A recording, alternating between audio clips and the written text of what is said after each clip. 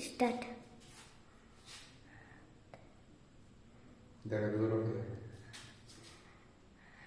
तो दोस्तों देख सकते हो अभी दो को एक साथ खिला रहे हैं, क्योंकि हम शौकीन है भाई।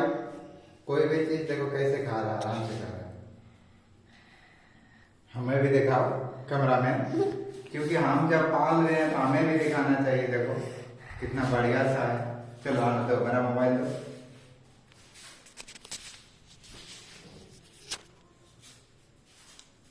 पर इसको दूध खिला रहे हैं। तो दोस्तों देख सकते हो दूध खिला रहे हैं अभी। इसका खाने में इसको दूध खिलाना चाहिए, क्योंकि अभी बड़ा नहीं हुआ है। जैसे जैसे बढ़ेगा उसका भी वीडियो आएगा।